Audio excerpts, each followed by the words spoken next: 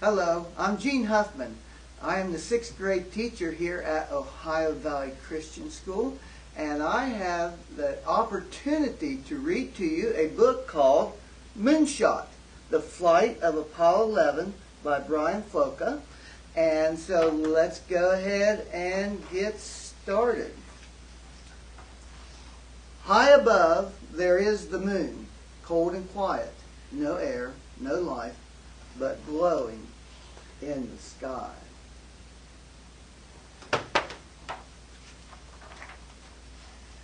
Here below there are 3 men who clothe themselves in spatial clothes, who click, lock hands in heavy gloves, who click, lock heads in large round helmets. It is summer here in Florida, hot and near the sea. But now these men are dressed for colder, stranger places. They walk with stiff and awkward steps, in suits not made for earth. They have studied and practiced and trained, and said goodbye to family and friends.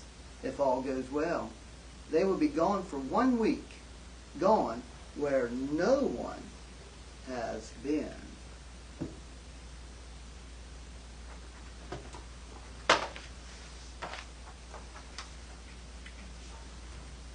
Their 2 small spaceships are Columbia and Eagle.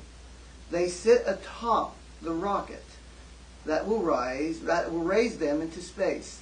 A monster of a machine. It stands 30 stories. It weighs 6 million pounds. A tower full of fuel and fire, and valves and pipes and engines, too big to believe, but built to fly. The mighty, massive Saturn V. The astronauts squeezed into Columbia's sideways seats, lying on their backs, facing toward the sky.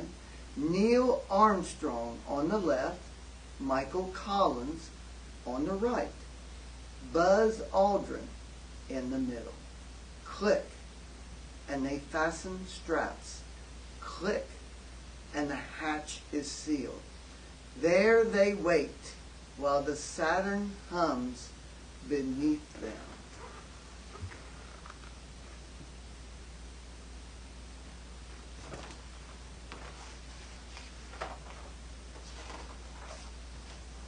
Near the rocket in launch control, and far away in Houston in mission control, there are numbers, screens, and charts. Ways of watching and checking every piece of the rocket and ships, the fuel, the valves, the pipes, the engines, the beats of the astronauts' hearts. As the countdown closes, each man watching is asked the question, go, no go, and each man watching answers back, go, go, go. Apollo 11 is go for a launch.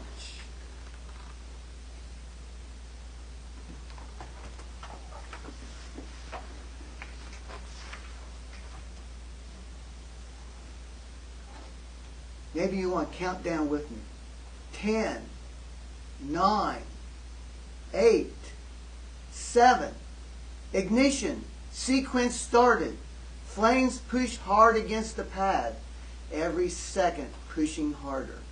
6, 5, 4, but still the rocket does not rise. Mighty arms hold it steady. Hold it till the countdown's finished.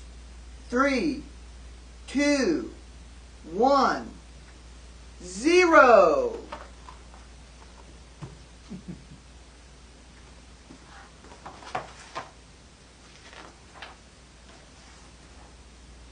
Lift off! The rocket is released. It rises foot by foot. It rises pound by pound.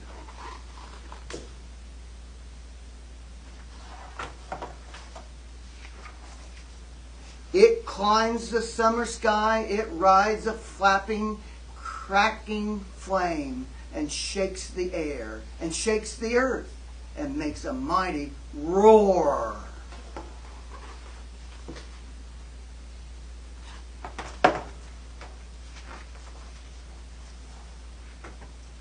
Armstrong, Collins, Aldrin ride the fire and thunder, pressed deep in their seats, their bodies as heavy as clay.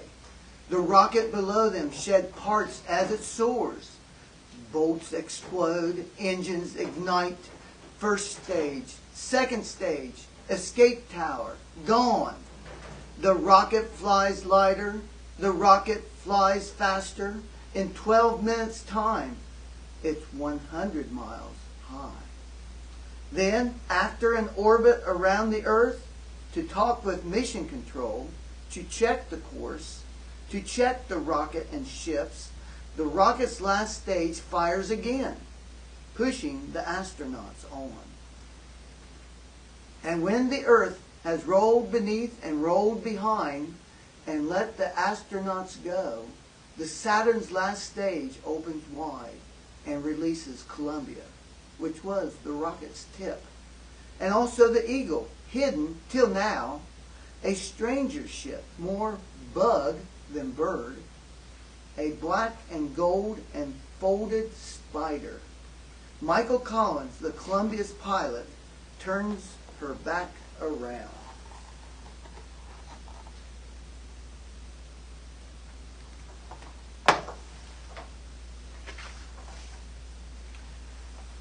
And locks Columbia to Eagle. Then Armstrong, Collins, Aldrin leave the last of the Saturn and travel on in their two small ships, joined together, flown as one. They go rushing into darkness, flying toward the moon, far away, cold and quiet. No air, no life, but glowing in the sky.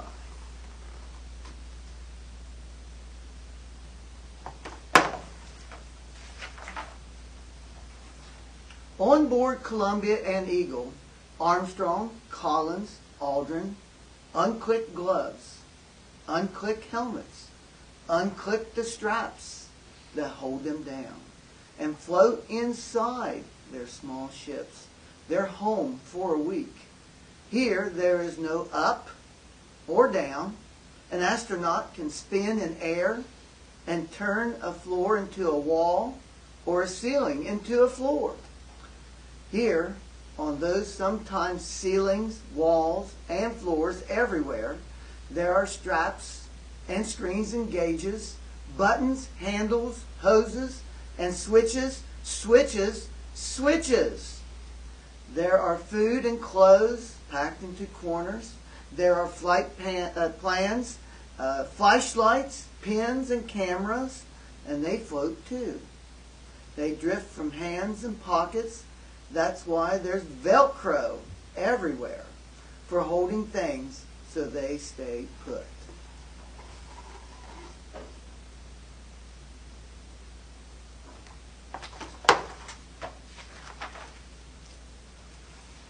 Here, everything floats.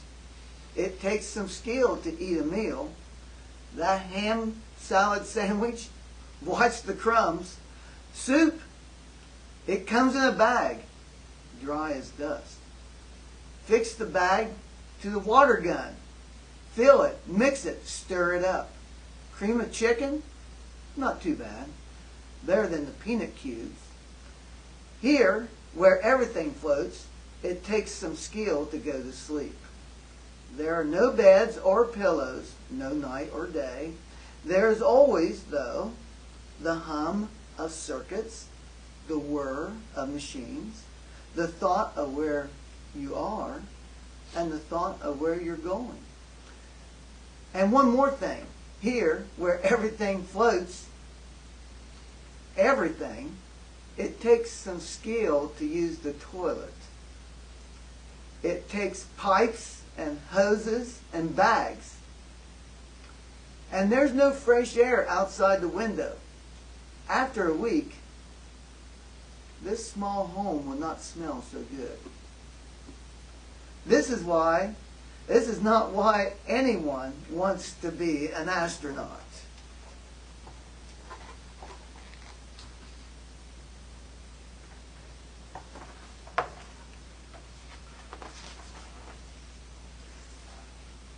But still ahead, there is the moon, cold and quiet, no air, no life, but glowing in the sky.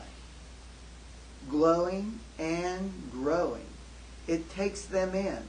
It pulls them close.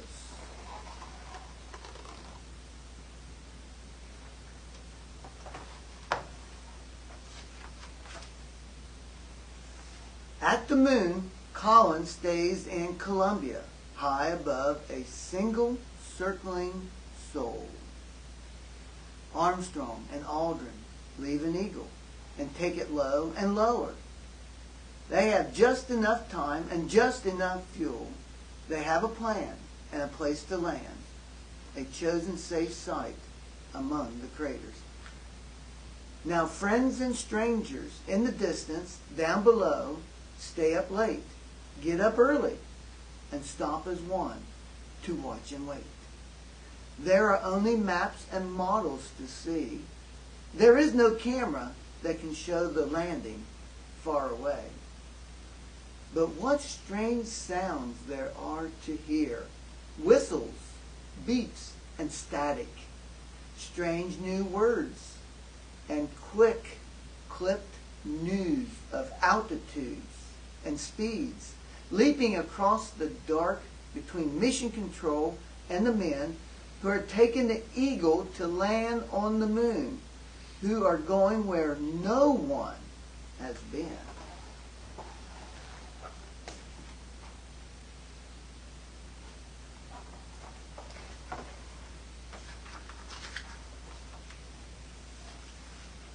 On board Eagle, Aldrin calls out information while Armstrong steers the ship.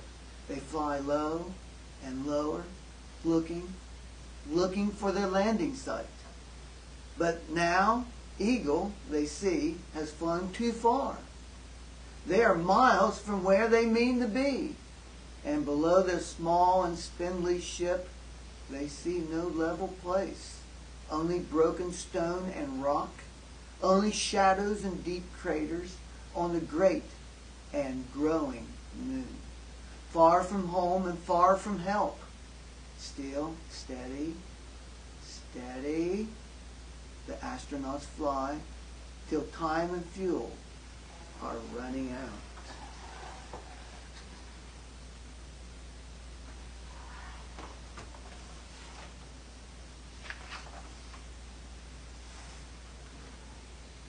Then there, clean and flat, not too far, 60 seconds left. Armstrong fires the rockets, Eagle slows, and lower goes until a spray of dust, a bloom of moon, flowers up around her, slow and slower, low and lower, low and lower. Landing. And far away, where friends and strangers lean to listen, where friends and strangers lean to hear, there comes a distant voice. Armstrong calling from the moon, calm as a man who just parked a car. Houston, he says, Tranquility Base here. The Eagle has landed. Armstrong is calm, but on Earth, they cheer. Then Armstrong and Aldrin climb down from the Eagle in heavy gloves, in large round helmets, in suits not made for Earth.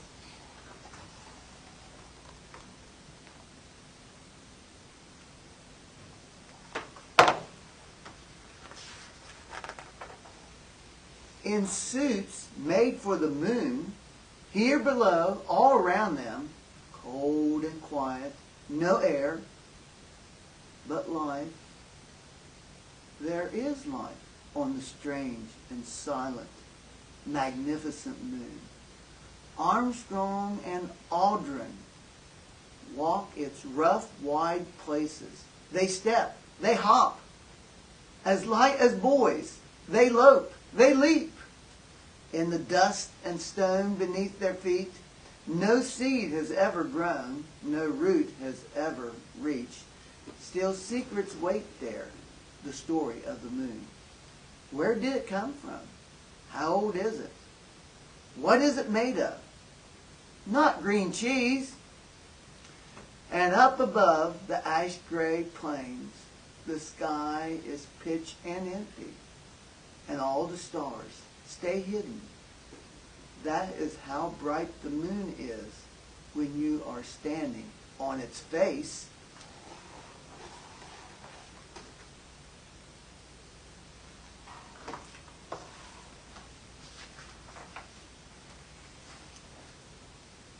But in that blank and starless sky, wouldn't it be something to be that astronaut there at that moment? But in that blank and starless sky, high above, there is the earth. Rushing oceans, racing clouds, swaying fields and forests, family, friends, and strangers, everyone you've ever known, everyone you might. The good and lonely earth glowing in the sky.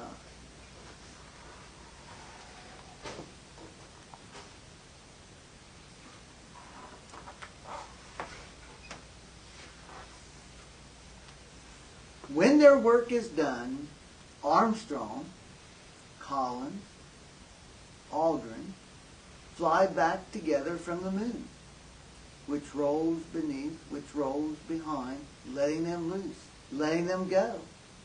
They fly back together through the dark with pictures, stones, and stories, with secrets of the sky, with a view of home from far away. Back to family, back to friends, to warmth, to light, to trees and blue water. Back from the moon, they land with a splash.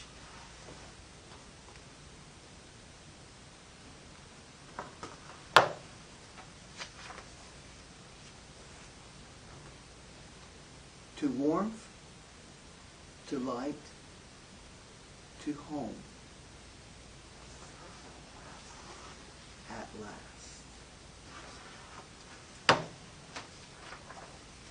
I hope you enjoyed this story called Moonshot, The Flight of Apollo 11 by Brian Floca. Thank you for watching and listening.